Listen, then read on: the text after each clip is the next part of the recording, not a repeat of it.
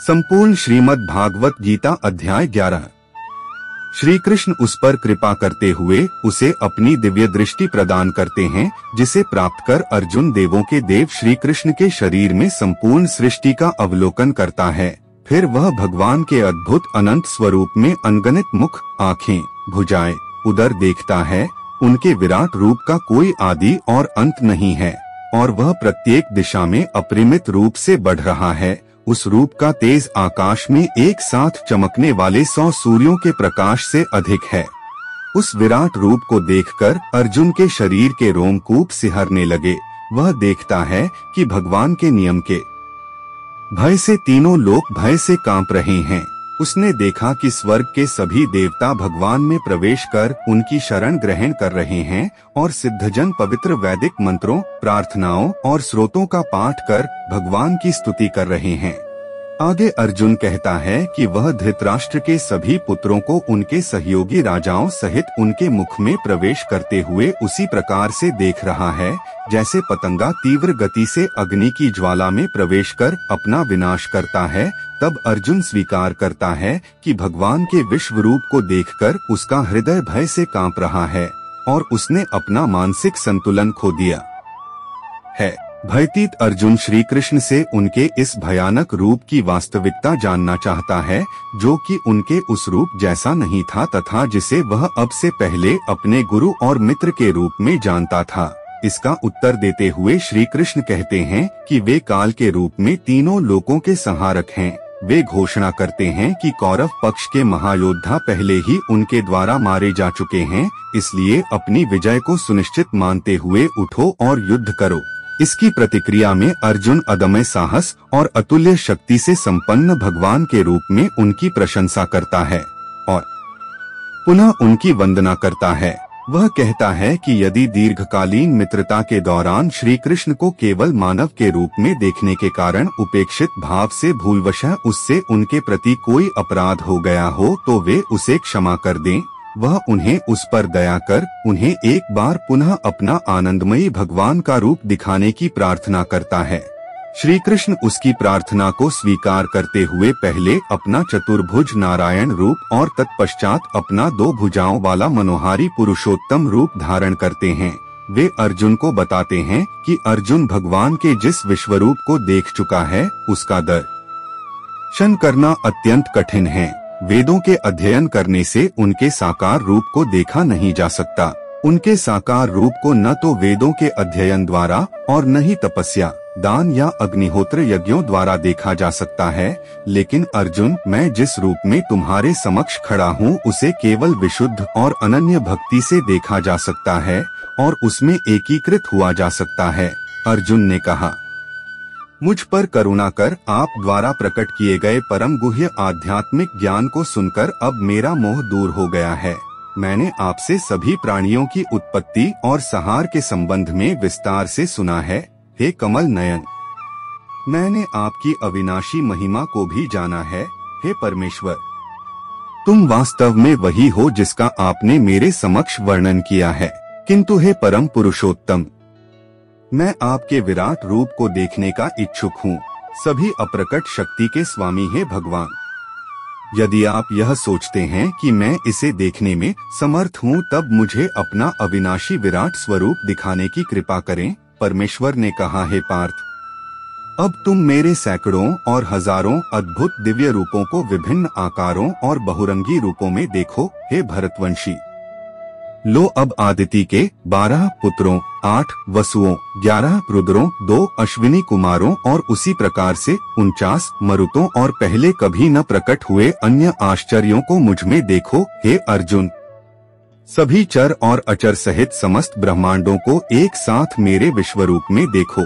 इसके अतिरिक्त तुम कुछ और भी देखना चाहो तो वह सब मेरे विश्वव्यापी रूप में देखो, परंतु तुम अपनी आँखों से मेरे दिव्य ब्रह्मांडीय स्वरूप को नहीं देख सकते हो, इसलिए मैं तुम्हें दिव्य दृष्टि प्रदान करता हूँ। अब मेरी दिव्य विभूतियों को देखो। संजय ने कहा, हे राजन। इस प्रकार से कहकर योग के स्वामी महायोगेश्वर श्री कृष्ण ने अर्जुन को दिव्य विश्वरूप दिखाया। अर्जुन ने भगवान के दिव्य विराट रूप में असंख्य मुख और आँखों को देखा उनका रूप अनेक दैवीय आभूषण से अलंकृत था और कई प्रकार के दिव्य शस्त्रों को उठाए हुए था। उन्होंने उस शरीर पर अनेक मालाएं और वस्त्र धारण किए हुए थे, जिस पर कई प्रकार की दिव्य मधुर सुगंधियां लगी थी। वह स्वयं को आश्चर्यमय और अनंत भगवान के रूप में प्रकट कर रहे थे, जिनका मुख सर्वव्याप्त था। यदि आकाश में हजारों सूर्य एक साथ उदय होते हैं, तो भी उन सबका प्रकाश भगवान के दिव्य तेजस्वी रूप की समानता नहीं कर सकता। अर्जुन ने देवों के देव के उस दिव्य शरीर में एक ही स्थान पर स्थित समस्त ब्रह्मांडों को देखा। विश्वरूप दर्शन योग तब आश्चर्य में डूबे अर्जुन के शरीर के रोंगटे खड़े हो गए और वह मस्तक को झुकाए भगवान के समक्ष हाथ जोड़कर इस प्रकार प्रार्थना करने लगा। अर्जुन ने कहा, मैंने आपके शरीर में सभी देवताओं और विभिन्न प्रकार के जीवों को देखा। मैंने वहाँ कमल पर आसीन ब्रह्मा और शिव तथा सभी ऋषियों और स्वर्ग के सर्पों को देखा। मैं सभी दिशाओं में अनगिनत भुजाएं, उदर, मुंह और आँखों के साथ आपके सर्वत्र फैले हुए अनंत रूप को देखता हूँ। हे ब्रह्मांड के स्वामी, आपका रूप अपने आप में अनंत है। मुझे आप में कोई आरंभ, मध्य और अंत नहीं दिखता। विश्वरूप दर्शन योग में मुकुट से सुशोभित चक्र और गदा से सुसज्जित शस्त्रों के साथ सर्वत्र दीप्तिमान लोक के रूप में आपके रूप को देख रहा हूँ। इस चमचमाती अग्नि में आपके तेज को देख पाना कठिन है, जो सभी दिशाओं से प्रस्फुटित होने वाले सूर्य के प्रकाश की भांति है। मैं आपको परम अविनाशी मानता हूँ। आप ही धार्मिक ग्रंथों द्वारा ज्ञात होने वाले परम सत्य हो।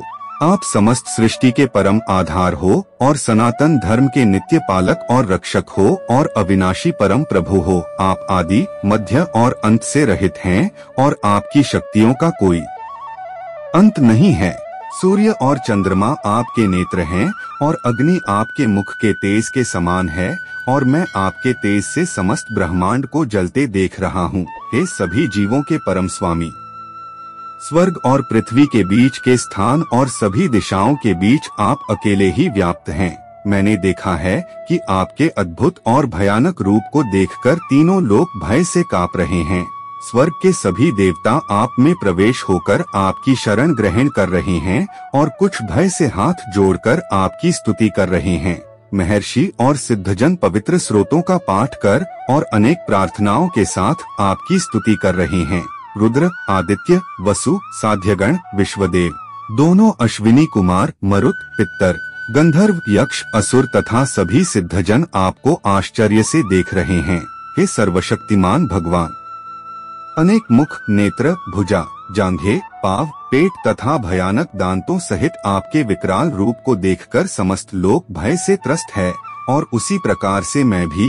हे विष्णु भगवान, आकाश को स्पर्श करते हुए बहुरंगों, दीप्तिमान मुख फैलाए और चमकती हुई असंख्य आँखों से युक्त आपके रूप को देखकर मेरा हृदय भय से कांप रहा है और मैंने अपना सारा धैर्य और मानसिक संतुलन खो दिया है।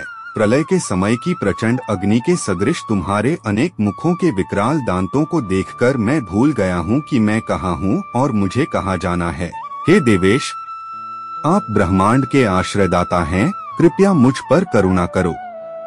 मैं धृतराष्ट्र के सभी पुत्रों को उनके सहयोगी राजाओं और भीष्म, द्रोणाचार्य, कर्ण तथा हमारे पक्ष के सेना नायकों सहित आपके विकराल मुख में प्रवेश करता देख रहा हूँ। इनमें से कुछ के सिरों को मैं आपके विकराल दांतों के बीच पिसता हुआ देख रहा हूँ।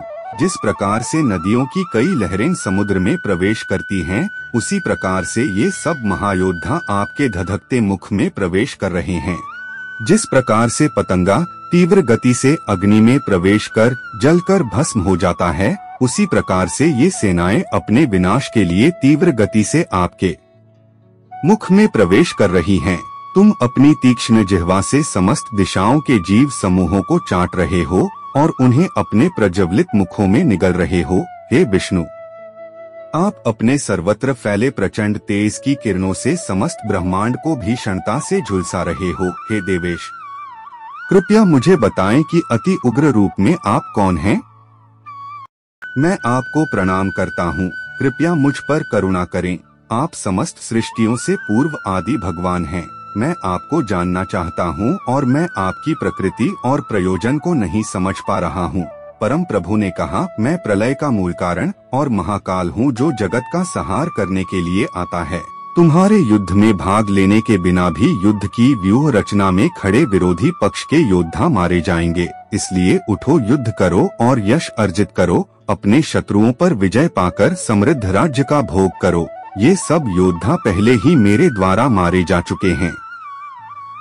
हे श्रेष्ठ धनुर्धर, तुम तो मेरे कार्य को संपन्न करने का केवल निमित्त मात्र हो। द्रोणाचार्य, भीष्म, जयद्रथ, कर्ण और अन्य महायोद्धा पहले ही मेरे द्वारा मारे जा चुके हैं।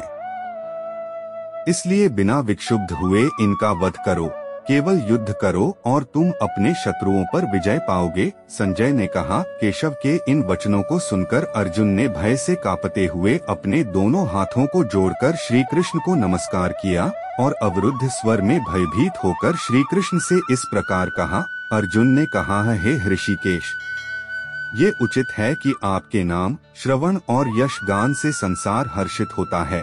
असुरगण आपसे भयभीत होकर सभी दिशाओं की ओर भागते रहते हैं और सिद्ध महात्माओं के समुदाय आपको नमस्कार करते हैं। हे सर्वश्रेष्ठ, आप ब्रह्मा से श्रेष्ठ और आदि सृष्टा हो, तब फिर वह आपको नमस्कार क्यों न करें।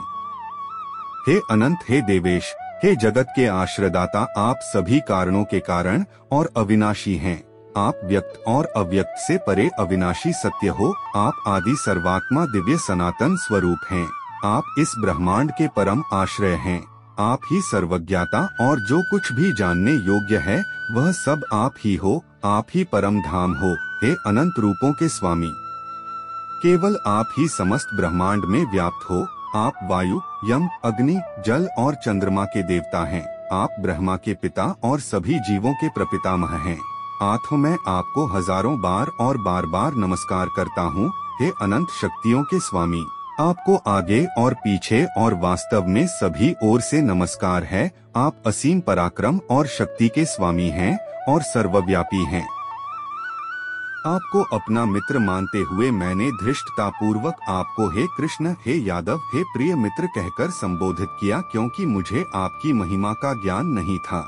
उपेक्षित भाव से और प्रेमवश होकर यदि उपहास करते हुए मैंने कई बार खेलते हुए, विश्राम करते हुए, बैठते हुए, खाते हुए, अकेले में या अन्य लोगों के समक्ष आपका कभी अनादर किया हो तो उन सब अपराधों के लिए हे अचिंत्य, मैं आपसे क्षमा याचना करता हूँ। आप समस्त चराचर के स्वामी और समस्त ब्रह्मांडों के जनक हैं। आप परम पूजनीय आध्यात्मिक गुरु हैं। हे अतुल्य शक्ति के स्वामी, जब समस्त तीनों लोकों में आपके समतुल्य कोई नहीं है, तब आपसे बढ़कर कोई कैसे हो सकता है। इसलिए हे पूजनीय भगवान, मैं आपके समक्ष नतमस्तक होकर और साष्टांग प्रणाम करते हुए आपकी कृपा प्राप्त करने की याचना करता हूँ। जिस प्रकार पिता पुत्र के हठ को सहन करता है, मित्र इष्टता को और प्रियतम अपनी प्रेयसी के अपराध को क्षमा कर देता है, उसी प्रकार से कृपा करके मुझे मेरे अपराधों के लिए क्षमा कर दो। पहले कभी न देखे गए आपके विराट रूप का अवलोकन कर मैं अत्यधिक हर्षित हो रहा हूँ और साथ ही साथ मेरा मन भय से कांप रहा है। इसलिए हे देवेश, हे जगन्नाथ, कृपया मुझ पर दया करें और मुझे पुनः अपना आनंदमय स्वरूप दिखाएं। हे सहस्रबाहु, यद्यपि आप समस्त सृष्टि में अभिव्यक्त हैं, किंतु मैं तुम्हारे मुकुटधारी चक्र और गदा उठाए हुए चतुर्भुज नारायण रूप के दर्शन करना चाहता हूँ। आनंदमय भगवान ने कहा, हे अर्जुन, तुम पर प्रसन्न होकर मैंने अपनी योगमाया शक्ति द्वारा तुम्हें अपना दीप्तिमान अनंत और आदि विश्व रूप दिखाया। तुमसे पहले किसी ने मेरे इस विराट रूप को नहीं देखा। हे कुरुश्रेष्ठ, न तो वेदों के अध्ययन से और न ही यज्ञ, कर्मकांडों, दान, पुण्य, यहाँ तक कि कठोर तप करने से भी किसी जीवित प्राणी ने मेरे विराट रूप को कभी देखा है जिसे तुम देख चुके हो। मेरे भयानक रूप को देखकर तुम न तो भयभीत हो और न ही मोहित हो। भयमुक्त और प्रसन्नचित्त होकर मेरे पुरुषोत्तम रूप को देखो। संजय ने कहा है। ऐसा कहकर वासुदेव के करुणामय पुत्र ने पुनः अपना चतुर्भुज रूप प्रकट किया और फिर अपना 2 भुजाओं वाला सुंदर रूप प्रदर्शित कर भयभीत अर्जुन को सांत्वना दी। अर्जुन ने कहा, हे जनार्दन, आपके 2 भुजा वाले मनोहर मानव रूप को देखकर मुझ में आत्मसंयम लौट आया है और मेरा चित्त स्थिर होकर सामान्य अवस्था में आ गया है। परम प्रभु ने कहा, मेरे जिस रूप का तुम अवलोकन कर रहे हो उसे देख पाना अति दुष्कर है। यहाँ तक कि स्वर्ग के देवताओं को भी इसका दर्शन करने की उत्कंठा होती है। मेरे इस रूप को न तो वेदों के अध्ययन, न ही तपस्या, दान और यज्ञों जैसे साधनों द्वारा देखा जा सकता है, जैसा कि तुमने देखा है। हे अर्जुन, मैं जिस रूप में तुम्हारे समक्ष खड़ा हूँ उसे केवल अनन्य भक्ति से जाना जा सकता है। हे शत्रुहंता, इस प्रकार मेरी दिव्य दृष्टि प्राप्त होने पर ही कोई वास्तव में मुझ में एकीकृत हो सकता है। वे जो मेरे प्रति अपने कर्तव्यों का पालन करते हैं, जो मुझ पर ही भरोसा करते हैं, आसक्ति रहित रहते हैं और किसी भी प्राणी से द्वेष नहीं रखते, ऐसे भक्त निश्चित रूप से मुझे प्राप्त करते हैं।